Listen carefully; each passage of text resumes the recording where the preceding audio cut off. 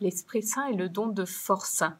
Finalement, cette force, ce n'est pas seulement un des dons de l'Esprit Saint parmi d'autres, c'est l'Esprit Saint lui-même qui est la force venue d'en haut. C'est ce que dit le Christ aux disciples d'Emmaüs sur le chemin, ce qui nous est relaté dans le chapitre 24 de l'Évangile selon saint Luc. Il leur dit « Ainsi est-il écrit que le Christ souffrirait, qu'il ressusciterait d'entre les morts le 3e jour, et que la conversion serait proclamée en son nom pour le pardon des péchés, à toutes les nations, en commençant par Jérusalem, à vous d'en être les témoins. Et moi je vais envoyer sur vous ce que mon Père a promis. Quant à vous, demeurez dans la ville jusqu'à ce que vous soyez revêtus de la force d'en haut. » Alors, quelle est cette force? Ce n'est pas la violence. Cette force, c'est la puissance, c'est l'énergie, c'est le courage. Et c'est la force et la puissance même que Dieu a déployée en ressuscitant son Fils. C'est ce que nous dit saint Paul aux Éphésiens au chapitre 1, versets 18 et 19.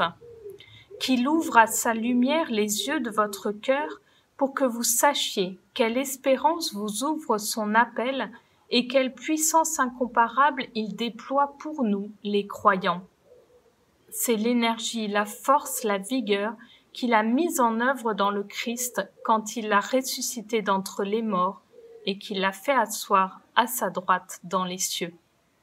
Voilà, c'est assez fabuleux de se dire que cette puissance de vie qui nous habite, cette force, c'est la même puissance que Dieu a mis pour ressusciter son Fils d'entre les morts. Nous avons en nous la puissance de sa résurrection. Cette force qui nous est donnée, c'est pour vivre quoi? Pour en faire quoi? Alors, ce même passage d'évangile nous le dit, c'est pour être témoin du Christ mort et ressuscité qui donne sa vie pour nous sauver. Nous sommes appelés à être témoins du Christ ressuscité. Et on en a besoin de cette force, de cette audace pour être témoins de l'évangile dans nos vies de chaque jour, en famille, en communauté, au travail, dans nos engagements, dans toutes nos relations. Oser des paroles et des gestes vrais qui défendent la justice, la vérité, les plus petits. Oser témoigner de notre foi, de ce Dieu qui nous fait vivre. Et Jésus nous fait cette promesse dans Matthieu au chapitre 10, versets 19 et 20. « Quand on vous livrera, ne vous inquiétez pas de savoir ce que vous direz, ni comment vous le direz. Ce que vous aurez à dire vous sera donné à cette heure-là, car ce n'est pas vous qui parlerez, c'est l'Esprit de votre Père qui parlera en vous. » Bien sûr, on peut penser aux chrétiens persécutés à travers le monde, mais ce don de l'Esprit Saint n'est pas réservé à des gens exceptionnels ou des circonstances extrêmes. Le pape François nous le dit dans une catéchèse sur les dons de l'Esprit Saint en mai 2014. Il ne faut pas penser que le don de force n'est nécessaire que dans certaines occasions ou situations particulières. Ce don doit constituer la note de fond de notre être chrétien dans l'ordinaire de notre vie quotidienne. Nous devons être forts tous les jours de notre vie. Nous avons besoin de cette force pour mener notre vie, notre famille, pour vivre notre foi. Alors, les apôtres ne sont-ils pas les plus grands témoins des merveilles de l'Esprit Saint, de ce don de force, eux qui ont été choisis pour être témoins du Christ ressuscité, malgré leur faiblesse, leur trahison? Cela se manifeste en particulier au moment de la Pentecôte, dans le livre des Actes des Apôtres. Tous furent remplis d'Esprit Saint, ils se mirent à parler en d'autres langues, et chacun s'exprimait selon le don de l'Esprit. Dans la stupéfaction et l'émerveillement, les Juifs rassemblés disaient « Ces gens qui parlent, ne sont-ils pas tous galiléens ? Comment se fait-il que chacun de nous les entende dans son propre dialecte, sa langue maternelle ?» Par rapport à ce don de l'Esprit Saint, ce don de force qui fait partie de l'Esprit, l'Évangile selon saint Jean nous apporte un autre élément. Juste après la résurrection du Christ, les apôtres sont enfermés, on pourrait dire confinés, dans la chambre haute, porte close, de peur des Juifs. Le Christ ressuscité leur apparaît, leur donne sa paix, les envoie, souffle sur eux son Esprit Saint. Et pourtant, 8 jours après, à nouveau, ils sont enfermés, porte close. Cette première visite ne les a pas libérés complètement de la peur. Thomas était absent, le Christ revient, les portes toujours closes. Cela rejoint notre propre expérience. L'Esprit Saint nous habite depuis notre baptême. Pour la plupart d'entre nous, je pense que nous avons été confirmés dans ce don de l'Esprit par le sacrement de confirmation reçu. Et pour autant, nous avons sans cesse besoin d'être rassurés, envoyés, confirmés, renouvelés par le don de l'Esprit Saint. Et le Christ revient, il nous fait don en permanence de son Esprit Saint. Il sait ce dont nous avons besoin. C'est ce que nous dit l'Évangile selon saint Luc. Si donc vous qui êtes mauvais, vous savez donner de bonnes choses à vos enfants, combien plus le Père du ciel donnera-t-il l'Esprit Saint à ceux qui le lui demandent. Le don de l'Esprit Saint est sans cesse renouvelé. Les merveilles du Seigneur se renouvellent chaque matin, nous dit un psaume. Alors vers quoi orienter cette force qui nous est donnée ? Avant sa conversion vers le Seigneur, saint Paul mettait toute son énergie à persécuter les chrétiens. Saint François, lui, plaçait ses rêves de gloire dans la chevalerie. Tous deux vont être retournés par le Christ et mettre toute leur énergie, leur force de vie pour vivre et témoigner de l'amour de Dieu. Toute cette énergie de vie, d'amour, qu'en faisons-nous ? Est-ce que nous prenons le risque d'aimer ? Est-ce que nous orientons cette force de vie qui nous est donnée chaque jour vers l'avènement du royaume de Dieu, vers la construction d'un monde plus humain, plus fraternel, où chacun se sait aimé de Dieu, vers plus de paix, de justice, de joie. La force qui nous est donnée, elle vient aussi de la certitude d'être à notre place, à notre juste place, à chaque instant, à travers nos choix et dans le choix de notre vocation. Ce don de force, c'est aussi une libération. Le pape François, toujours dans sa catéchèse de mai 2014, nous le dit.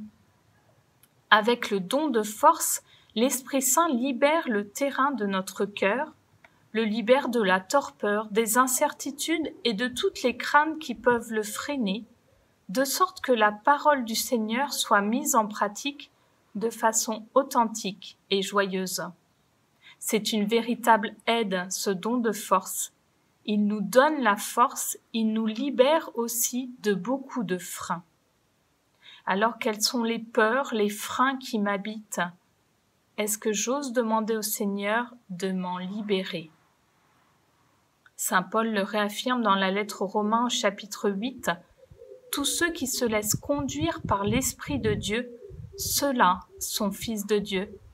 Vous n'avez pas reçu un esprit qui fait de vous des esclaves et vous ramène à la peur, mais vous avez reçu un esprit qui fait de vous des fils.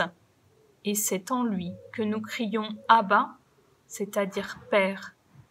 C'est donc l'Esprit Saint lui-même qui atteste à notre esprit que nous sommes enfants de Dieu. Pour recevoir ce don de force, cela demande que nous offrions à Dieu nos manques, nos faiblesses. Si nous sommes remplis de nous-mêmes, Dieu ne peut pas venir nous rejoindre, nous remplir de la force de l'Esprit Saint. La place est déjà prise. Saint Paul en fait l'expérience. Cela peut paraître étonnant, déroutant, paradoxal, mais il témoigne de son propre vécu. Dans la lettre aux Corinthiens, la 2e.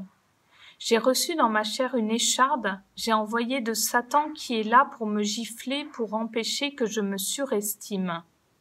Par 3 fois, j'ai prié le Seigneur de l'écarter de moi, mais il m'a déclaré « Ma grâce te suffit, car ma puissance donne toute sa mesure dans la faiblesse. » C'est donc très volontiers que je mettrai plutôt ma fierté dans mes faiblesses, afin que la puissance du Christ fasse en moi sa demeure.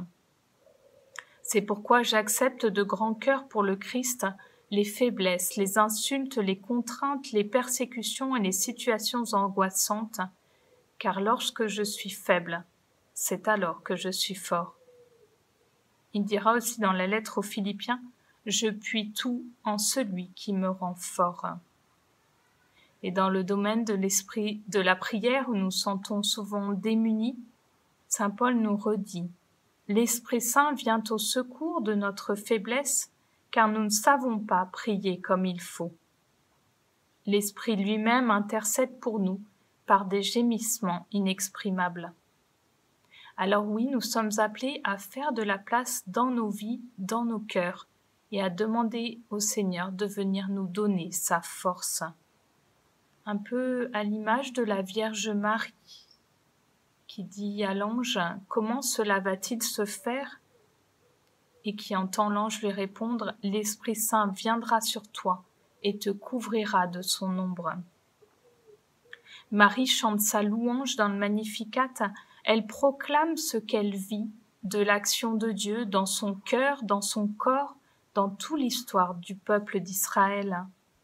Il s'est penché sur son humble servante, il renverse les puissants de leur trône, il élève les humbles. Il comble de bien les affamés, renvoie les riches, les mains vides. C'est aussi la petite voix que nous indique sainte Thérèse de Lisieux. Quelle douce joie de penser que le bon Dieu est juste, c'est-à-dire qu'il tient compte de nos faiblesses, qu'il connaît parfaitement la fragilité de notre nature. De quoi aurais-je donc peur ? Chacun de nous est appelé à se reconnaître pauvre, pécheur devant Dieu, les mains ouvertes pour accueillir sa lumière, sa force. Finalement, nous sommes créés à l'image et à la ressemblance de Dieu, ce Dieu à la fois fort, tout-puissant et fragile, petit, humble.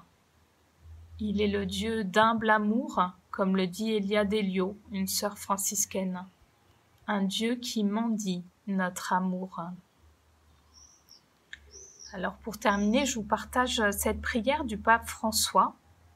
Chers amis, nous pouvons être tentés de nous laisser prendre par la paresse ou pire par le découragement, surtout face aux fatigues et aux épreuves de la vie.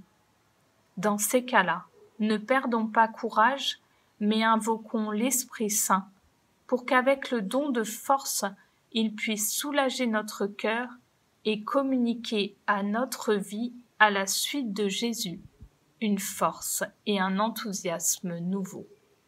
Bonne route à chacun vers la Pentecôte.